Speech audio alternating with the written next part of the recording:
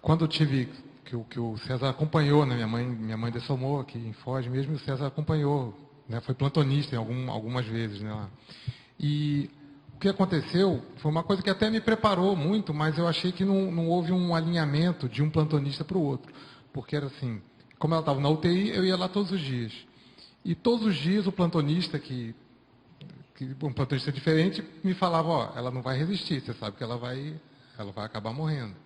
Ela não vai resistir, ela não vai sair daqui viva. Então, todo dia um diferente me falava a mesma coisa, entendeu? Nesse caso, teve até um alinhamento nisso, pelo menos, né? Mas, assim... E, às vezes até isso aí dá discordância. Um fala uma coisa, no outro dia o outro dá esperança, no outro dia o outro tira, no outro dia o outro dá esperança. Não, mas não é assim... isso já era esperado, a gente já sabia tudo. Mas era a repetição que era o problema, entendeu? Era o fato da repetição. Todo dia eles falavam... Eu acho que eu sou a favor, no meu caso, eu achei muito melhor... Pode ser insegurança. Eu achei melhor que eles falassem, que eles jogassem... Quando o primeiro me disse isso, eu achei bom. Falei assim, bom, está abrindo o jogo aqui do que pode acontecer e tal. Você tem sempre uma esperança que não vá acontecer. Vai que, né, tem uma coisa. Mas todo dia eles falavam a mesma... Todo dia um falava exatamente a mesma coisa. E eu não sei se ajudou ou não, sabe? Era até um pouco chato, entendeu? Porque eles vinham falar, vinham lá na visita, sabiam? Aí todo dia vinham falar, ó, você sabe?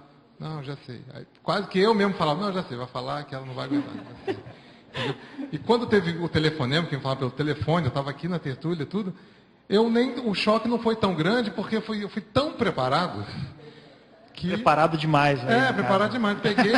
Peguei minhas coisas, levantei, fui para o hospital e tratei de tudo. Fizemos, na verdade, o velório, então foi tudo no mesmo dia. Foi tudo ágil assim mesmo, mas eu estava super preparado. Agora eu não sei se aquilo, no meu caso não chegou a me assediar, ruim, mas todo dia eu sabia que ele ia falar isso. Agora eu não sei se para alguma outra condição, outra pessoa, se aquilo seria assediante para a pessoa, entendeu? Todo dia ela sabe, a pessoa já está sofrendo. Aí todo dia lá vem ele falar. Mas se é um negócio que vai arrastando, né? E demora, né? E foi demorado. Assim, para uma UTI, ela passou mais de um mês, né? Uhum. Eu indo todo dia ouvindo. Aí era... Então, aí tem outras coisas que pode ter no meio, né? Que é a insegurança do médico, a gente coloca aqui, né? Na hora de fazer o prognóstico, né? Tem as questões, muitas famílias, igual a gente estava dizendo aqui, não há esse preparo prévio. Quando entra na UTI, então a pessoa não está preparada. Não tem a visão, por exemplo, igual você já tem o paradigma consciencial, né, uma multidimensionalidade, né, das múltiplas existências. Então, e o próprio médico também não tem essa informação, né, vamos dizer assim, não tem essas convicções, né, não tem experiências relacionadas a isso. Então, tem até um colega médico que ele fala muito, né, que hoje em dia está cada vez mais se praticando a medicina defensiva, né. Então, o médico já vai na defensiva, então ele já fala certas informações, já escreve certas coisas no prontuário, visando se defender de um futuro processo que pode acontecer. Então, tem muito medo em cima disso, né? Muito. Não, assim, eu particularmente, nesse tempo de UTI que eu trabalho aí, eu não cheguei não conheço nenhum médico que foi processado dentro da UTI, tirando esse caso escandaloso aí que aconteceu em Curitiba, né? Mas eu particularmente eu nunca vi isso, não. Mas já aconteceu, por exemplo, de ter famílias que depois eles entram na justiça por algum motivo. Ou contra o hospital, por alguma coisa no fluxo que não acharam que prejudicou, ou contra o sistema de saúde do município, porque acham que tem alguma coisa no sistema que foi falho antes. Às vezes contra uma especialidade específica lá dentro, né? Aí vai contra alguns médicos, né? Contra os médicos que estão dentro da UTI, só esse caso aí, né, que chamou bastante atenção na mídia, mas eu particularmente nunca tinha visto. Mas como se fala muito nisso, e cada vez mais se fala, tem essa indústria do processo, nos Estados Unidos isso é muito grande, no Brasil se fala que isso tem crescido cada vez mais, né? Igual fala que tem o advogado de porta de cadeia, tem o advogado de porta de hospital, né, o pessoal fala, né? E então o pessoal já fica com esse medo. Então, não, vou praticar medicina defensiva, vou falar. Tanto que ocorre, em certos casos, uma radicalização nessa comunicação. Até coloquei isso aqui no verbete, aqui na fatologia, né? Que tem um caso bem claro disso aí, que era um colega médico que ele chegava, ele fazia 2 tardes na semana, e eu fazia as outras. Mas ele chegava na segunda-feira e falava para todo mundo, se estava sedado no ventilador, ele falava, ó, está muito grave, vai morrer. Só que ele falava isso para todo mundo. Aí eu pegava o plantão à noite e daí eu ia ficar até o outro dia à noite. Então, na outra tarde, era eu que ia falar com as famílias. Falou, pô, mas como é que você fala isso? Não, não, melhor falar isso, que eles já ficam preparados, já. Se acontecer alguma coisa, pô, se não morrer, tá, mas se morrer pelo menos eles já estavam esperando já. Pô, mas aí não dá, porque com isso aí você está prejudicando o tratamento do paciente. Essa é a falta da visão multidimensional, né? Você desestabiliza a família está ali todo dia, está interagindo energeticamente com o paciente, já chega ali, já chegava no outro dia, já tinha uns que já estavam chorando, já antes de eu chegar para conversar. Aí, porque o médico ontem já tirou todas as esperanças. Aí você ficava lá tentando se virar nos 30 para contornar alguma situação que não seria bem assim. Tem os riscos, sempre é muito grave. Se o paciente chega aí para um ventilador mecânico, né, para um respirador, é porque já chegou no nível de gravidade maior mesmo. Mas essa radicalização, ela não vai ser positiva, né? Ela talvez entre mais ou menos nessa linha que você está falando. Tem uma coisa que você está falando disso aí, tem uma coisa que é séria. Por exemplo, tinha alguns momentos que eu não sabia se ela me ouvia ou não. Então, às vezes, a família já, vamos dizer assim, já acha que não vai ter jeito mesmo, e o paciente que está ali vivo ainda, às vezes quer continuar vivendo, ele pode ouvir a conversa, ele pode ouvir um cochicho, ele vê como é que a família está reagindo, e aquilo ali não deve ser bom na terapêutica, né? Com certeza. É isso que a gente tem que levar em conta, que é essa questão afetiva, emocional, né? E mais que isso, que é a interação energética ali que a gente faz, né? Isso aí no meu modo de ver, isso influencia muito. Tanto que às vezes você lida com a família ali, ela chega e fala assim, a família religiosa. E aí você está falando tudo que está sendo feito e tal, começa a ouvir as coisas dele e tal. Ah, doutor, mas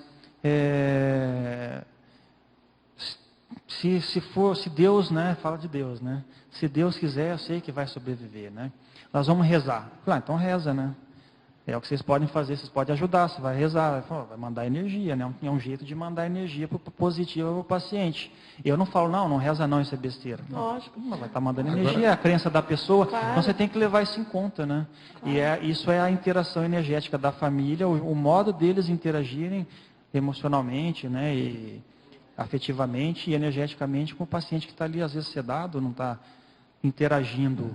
Mas de repente a sedação não está tão profunda e pode estar ouvindo. Está saindo do coma induzido, né? Você não sabe. Exatamente. Agora um filme, só para terminar, um filme que é recomendável para ver é O Escafandro e a Borboleta, que você vê pela parte da pessoa, né? Que ele fica totalmente paralisado, só o olho dele, ele só tem controle da pálpebra do olho. Sim. Né? E ele escreveu um livro inteiro, assim, né? A gente só mexendo a pálpebra. Muito interessante esse livro. Que aí você vê os pensamentos dele, né? Então você vê exatamente a reação dele de acordo com as pessoas, com quem chega ali.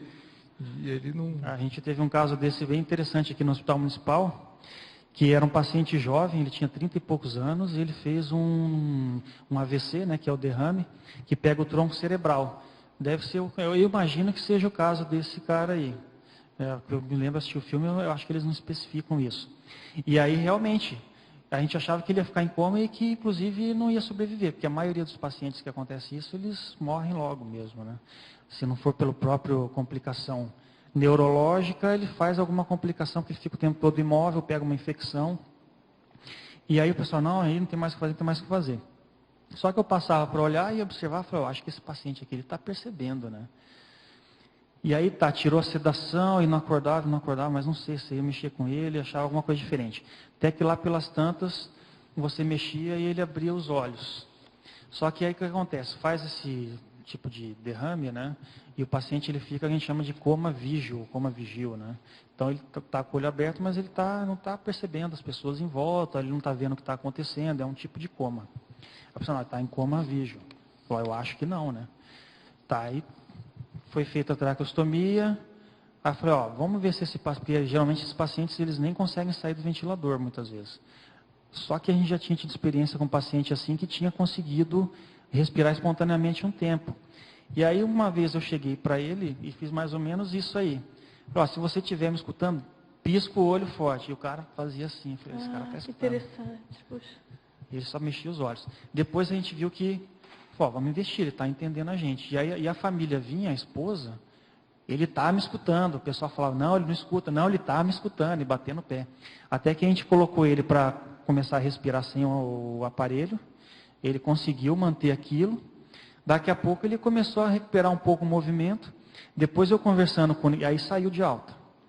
Aí um tempo depois, conversando com você como é que são as coisas, né? Conversando com o neurologista que tratou e acompanhou depois no ambulatório. Falou que o cara voltou de cadeira de roda conversando já.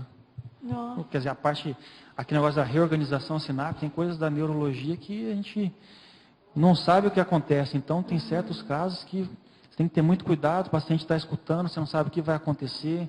Aí isso tem uma dificuldade em termos de prognóstico, a maioria não é assim, mas você vê, aconteceu, o paciente é jovem, até o neurologista estou surpreso, na hora que eu vi o cara sentado na cadeira de roda e acordado e já falando, já